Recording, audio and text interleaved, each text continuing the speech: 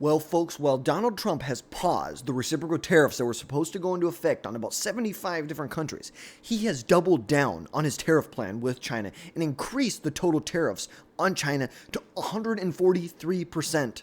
The last 2 months has seen a tit-for-tat tariff match between the United States and China. Now, China, they have vowed to fight this to the end, and it appears that the Trump administration and the United States are going to be digging their heels in for the long run. Now, Donald Trump has attacked China for allowing fentanyl to flow into the United States from China. For tariffing U.S. products, well, the U.S. provides a market for almost $600 billion in goods that are imported into the United States. This, coupled with a president who is determined to shake up the world trade order and to make trade more fair for the United States, could be the reckoning for China that the world, we're done. We're done subsidizing you. We're done treating you differently. We're done tilting the playing field towards you. The world has one set of rules for China and another set of the rules for the rest of the world. And that time is over. Their special trading partner status, it's over. Why does China get to steal American intellectual property, yet we still increase the amount of business we do with them every year? You can look at a chart right here that since 1992, we have continuously, basically there's been a couple years where we have decreased imports from China. But ultimately, look at this. We've grown from $26 billion to $439 billion in 2024. They steal our intellectual property. As Kevin O'Leary said it, you can't litigate in their courts. They steal our intellectual property. And they think that with the intellectual property theft, that Americans in American businesses could be losing upwards of $600 billion. $600 billion. But yet we still increase the amount of business that we do with them. Why does the United States, and this is a question that Donald Trump is trying to answer, that a lot of people are trying to answer, why does the United States continue to rely on China for critical supply chains while at the same time acknowledging that they're our biggest adversary? China could decide tomorrow that they're going to cut the United States off from all rare earth elements, their minerals, different things that are required for pharmaceutical production, and it could take decades to build out new supply chains. There was a recent study that was done that showed that it could take upwards, depending on what state you're in, upwards of 29 years from the beginning of a permitting process till the end of construction when it comes to processing facilities for rare earth minerals and elements and the actual mines. It can take up to 29 years. Now, granted, a lot of that has to do with regulations, environmental studies, permitted, all the crap in there. It is a joke. And you know what they do in China? Because they don't care about the environment in China. They do it in like 6 months. We could do it in 6 months. We could do it in a year. We could still look out for certain things when it comes to the environment. But ultimately, what choice are we really going to choose to say, hey, we're going to try and protect the environment when it's really a joke because we're not? We're not protecting the environment. Are we going to, in our heads, protect the environment, or are we going to lose control of our supply chains to China? Like I said, tomorrow, China could decide to cut us off. And they are cutting us off. They've done this with different countries when they've had diplomatic disputes. They decide to just cut them off of either rare earth minerals or different exports from China that are really valuable and integral to the world economy. And it's because of people like Joe Biden and John Kerry that have allowed this to happen. They enriched themselves while deepening U.S. ties with China. They allowed their own personal wealth accumulation to distort the serious risk that China poses to the United States on a national security front. China is the United States' biggest adversary. And it's a joke that the Biden administration was not able to move forward with it. They wanted to say they were a competitor. No. They are an adversary. China wants to take over the world. Let's look into the 2050 plan. And when it comes to John Kerry and Joe Biden, there's a great book out. Great book that talks all about this. Just look up the business Rosemount Realty. Look up Rosemount Capital. Read all about Joe Biden and Hunter Biden and John Kerry's stepson and all the business that they did with the Chinese. At the same time, well, as Vice President and Secretary of State, Joe Biden and John Kerry were opening ties, open relationships with China. It's like, look at this. Obama elected in 2008. It went down that first year. To 2009 went down about what? $40 billion in imports from China. And look at this. Under the Obama administration, just kept going up and up and up and up and dropped in 2016. And then even under Trump, it kept going up. And then the last 2 years, it went down. But we saw they were deepening, the Obama administration, they were deepening ties with China while at the same time enriching themselves with lucrative business deals with China, with their children. And if you're really interested in learning more about this, about China, Joe Biden, John Kerry, there's a great book, even Mitch McConnell they talk about in there. It's a great book called Secret Empires by Peter Schweizer. Great book. Great book. Came out, I don't know, maybe 8-9 years ago.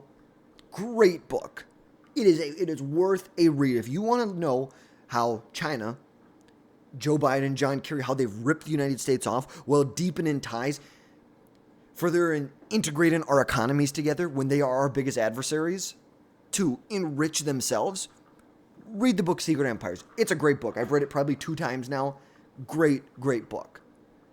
And now, we now have a president whose pockets are not lined by the Chinese, and he's determined to make sure that the United States will continue to be the superpower in the world and reduce our reliance on China. China, let's put it simply, they are an unfair trading partner. They are. They are an extremely unfair trading partner. And unless they take serious steps to change that, the world needs to turn away and isolate China. Because China is nothing unless they have the markets throughout the world to export to. They're nothing. Now, granted, what they do have right now is they have a lot of control when it comes to the rare earth minerals. Rare earth minerals, rare earth mineral processing. Because typically, it has to go through a process where they mix chemicals with the different ores that they get out of the ground to then separate the different rare earth minerals. And it all depends on if they're heavy or soft. There's a lot that goes into it. And like we said, China is nothing unless they have a market to sell into. And we know that the Chinese Communist Party right now, their big goal is to turn China from a manufacturing, industrial country into a advanced technological country that focus on tech. They're not selling t-shirts. They're not selling sneakers. That all goes to like Vietnam right now. And what Donald Trump is doing with tariffs, I 100% support. He is smacking the living hell out of China with tariffs. Now, granted, do I think that I might go a little bit differently approach? But you know what? Everybody's got a different approach. This is the approach that Trump's going about. What he is ultimately doing is the right thing. Just like with the reciprocal tariffs. I may not, or there may be certain things that you disagree with specifics in there, but we all agree on the overall idea of reciprocal tariffs, of reciprocity. And so the big thing that we have to talk about, and the big overarching theme about these tariffs with China, is that we, the United States and the rest of the world, must reduce our reliance on China for critical goods. We got to reduce our reliance on them, kind of period, but especially with critical goods. When it comes to things like semiconductors, rare earth minerals, pharmaceuticals, do you know that 90% of all U.S. antibiotics come from Chinese ingredients? In order to make antibiotics, you need certain minerals that go into it. We get 90% of the U.S. antibiotics come from Chinese ingredients. They control 90% of the rare earth mineral processing facilities. 90%. 90%. It is absolutely insane. And the U.S. government needs to invest heavily in shoring up production of these supply chains that are critical to our national security. Things that are very, very critical to our national security. We cannot be reliant on China. If China decides they want to go to war with us, they cut us off tomorrow. And they could. And they know they can do a lot of damage to the American economy. And so it has to be this balancing act of reducing reliance on China, but at the same time, you also have to deregulate. You have to allow businesses. You need to, what's the right word, to induce businesses to build here in the United States. And I'm not saying that we need to be the world's maker of t-shirts and sneakers. No, that's not what I'm saying. I could care less if Vietnam is making our t-shirts and sneakers. But when it comes to critical minerals, things that are necessary for national security, we must reshore it. There is no ifs, ands, or buts about it. The U.S. government needs to invest heavily in shoring up production of these critical supply chains, things that are very, very critical to national security. We want to talk about the production of the automobile, pharmaceuticals, everything that goes into the pharmaceutical process. Now, most of our defense, we get a lot of that. Here in the United States, we already have tariffs in place that allow the military-industrial complex to really thrive in the United States, which unfortunately is needed.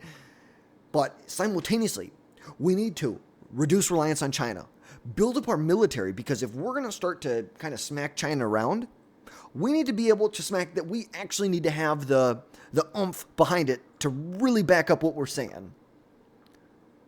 Walk soft and carry a big stick and be able to smack them hard when they come at you. That's what we need to be able to do.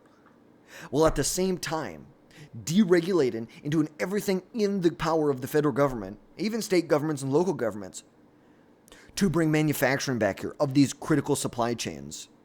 Do it through low interest rate federal loans, tax credits, the lowest corporate tax rates. That's why it's so pivotal that Donald Trump gets his domestic agenda passed in the reconciliation process. It is so critical. We need to have lower taxes on our corporations, and we really need to have it when it comes to businesses that build in America. And especially, I'd be okay with a separate corporate tax rate for businesses that directly affect or are in the supply chain of these supply chains for national security, things that we must reshore for national security. We could do it cheaper overseas, but for national security purposes, we need to subsidize that. And like I said, we need to deregulate. It cannot take 29 years to go from the initial permit to when a facility is up and running for rare earth minerals. That is a joke. It is a complete joke. And it doesn't matter what other policies the federal government puts in place. If it takes 10 to 15 years, or 20 to 25 or 30 years, due to regulations to not be reliant on China, then we're screwed.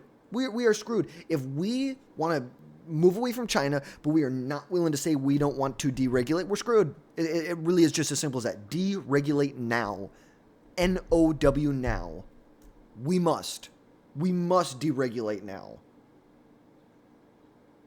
And look, I'm not saying we need to produce 100% of these goods in the United States. I'm not saying that we need to be a completely autonomous country, because that would not be good for the economy here.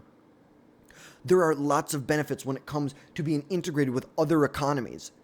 But if we're going to cut China off, we also need to build a steel curtain. We need to build an alliance with other countries throughout the world. We cannot be the only ones reducing our reliance on China. We need other countries to reduce their reliance on China too. And that comes through working in tandem with these other reliable countries. Look, Mexico kind of screwed us. They allowed a lot of fentanyl to come to the United States. If they're going to stop the fentanyl, we should continue to work with them. Canada, on the other hand, I just don't like Canada. I think their politics are terrible there, but ultimately, we have integrated supply chains with them. We must do everything those alliances are good. They're positive. And now they're most likely going to elect a prime minister in Mark Carney, who is very, very open to building ties with China. We need to balance that relationship very well. We cannot drive these other countries into the arms of China, because that's what's going to happen. If we hit them too hard when it really isn't deserved, we could drive them into China's arms. And ultimately, in order to protect the United States, the American economy, we need to work in tandem with these other reliable countries. Now, we know the U.S. has run a massive trade deficit, huge trade deficit. We'll look at that over here. We've run a huge trade deficit with China for decades. There is a $400 billion trade deficit in 2023 alone. Now, critics argue that China's low-cost labor, lax regulations, and heavy subsidies from or for those state-owned firms, the state-owned enterprises, that then turn around and flood the U.S. with cheap goods, which hollows out manufacturing in the United States. The tariffs aim to make Chinese importers pricier, which can level the playing field. Now, I'm not here to say that we should be making all the crap you can buy on Temu in the United States. That's not what I'm saying. But when it comes to those, like we talked about, those goods that are required for national security, steel and aluminum included in there, pharmaceuticals, rare earth minerals, auto manufacturing, I'm not here to level the playing field when it comes to silicone flowers on Temu. I'm here when it comes to building cars, steel, aluminum production. And granted, if we just decide to put tariffs across the board without a very targeted sense behind it, tariffs will raise the costs for U.S. consumers and businesses that are reliant on these inputs from China.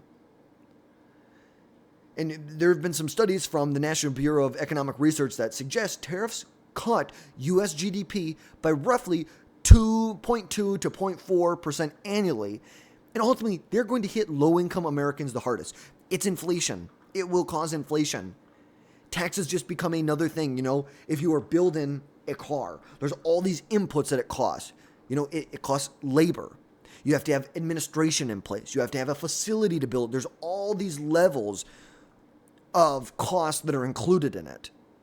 All this would be, and you have to pay taxes on that too in there. You have to pay property taxes. You have to pay payroll taxes. Tariffs just become another input on the line. And granted, like I said, I'm not here to bring every little bit of manufacturing back to the United States. But we need to have a solid manufacturing foundation. And ultimately, tariffs have not forced systematic change in China's practices. It hasn't. It really hasn't. What have they done? How have they changed? Have they made trade more fair? Have they stopped stealing intellectual property from the United States?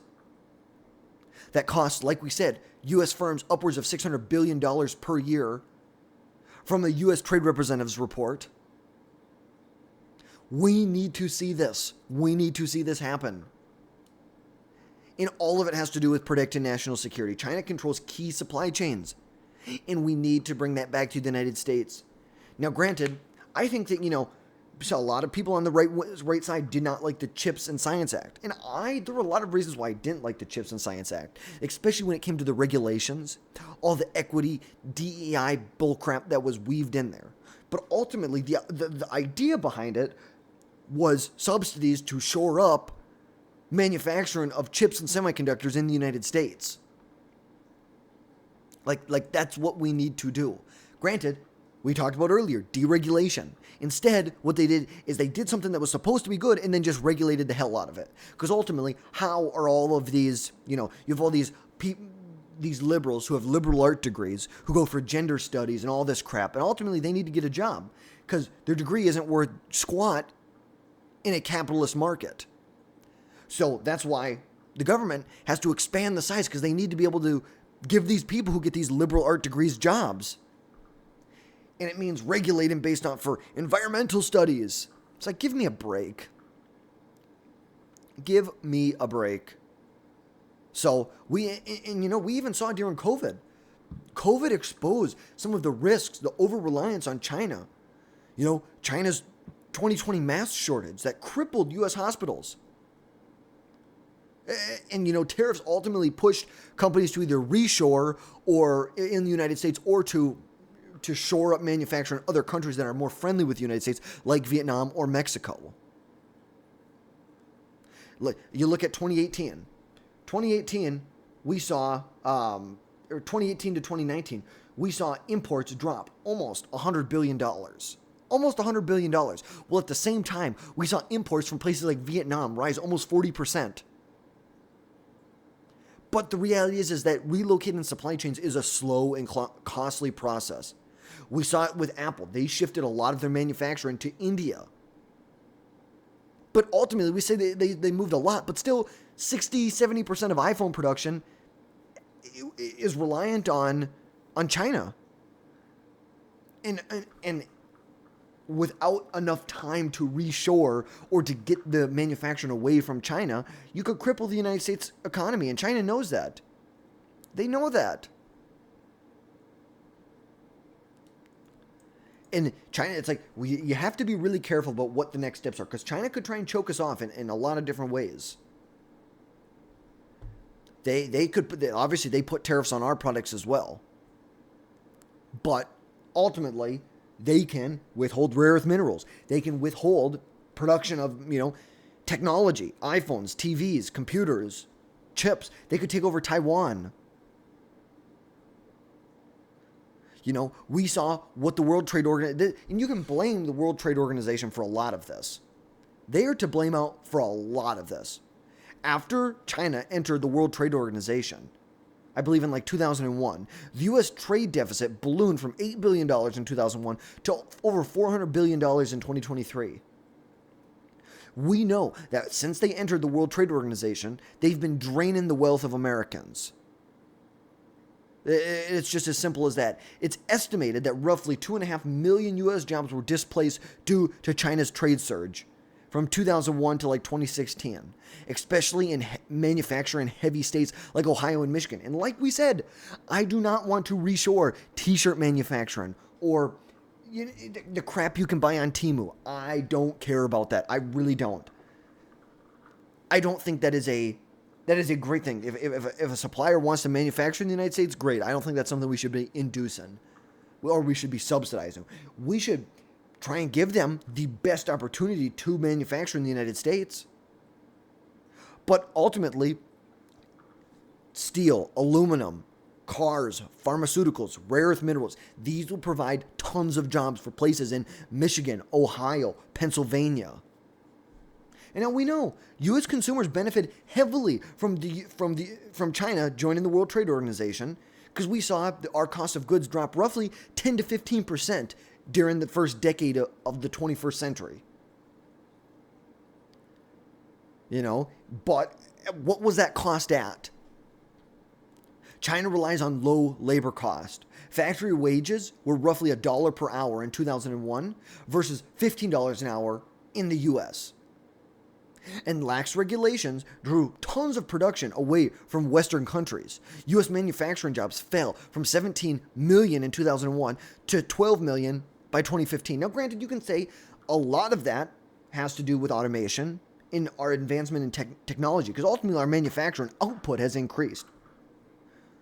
Our manufacturing output has increased. And that's the thing. If we reshore a lot of this lower end manufacturing, it will bring jobs to the United States, but ultimately it's not going to bring people who are sitting on a line in a factory, but assembling something. It's automated. We have technology and robots that replaced a lot of those jobs. But I'm not in favor of slowing down that automation. But it creates other jobs. Because ultimately, there is human intervention that's needed with what they do. And I'm not here to bring textiles back to the United States. But we need electronic manufacturing, steel. Why are we allowing we need steel? Why are we not building ships in the United States? And when China entered the World Trade Organization, there's a lot of unfulfilled promises. When China entered the World Trade Organization, we were expecting to they were expecting to liberalize or liberate economically and politically.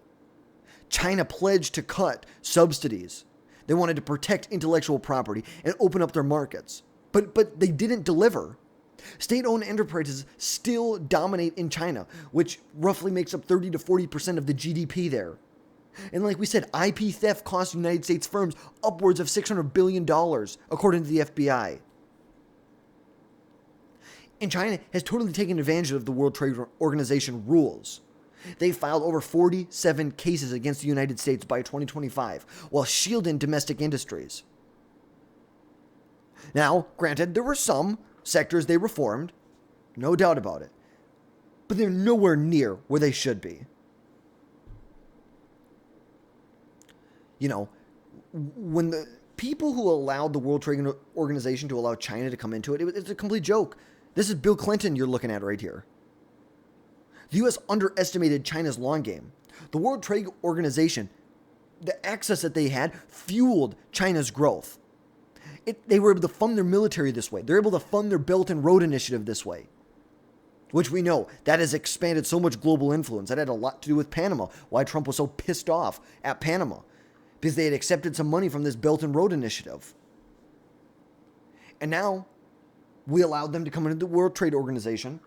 We tilted the board towards them, the playing field towards them, and now they control 80% of the rare earth mineral supply chains, 60% of semiconductor supply chains that pose huge national security threats. So what do we get out of this? Great. We get cheap textiles from China. Great.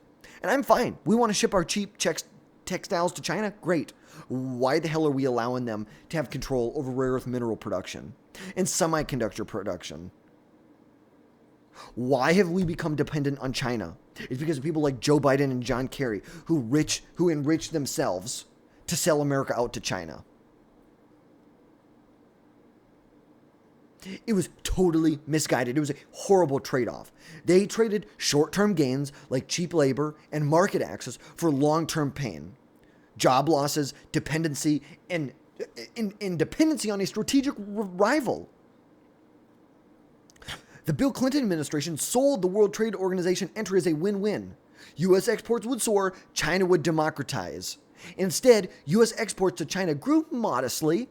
It didn't grow that fast. It definitely didn't grow as fast as exports or imports from China grew. Meanwhile, China's authoritarian grip has tightened, and its economic leverage has become more evident.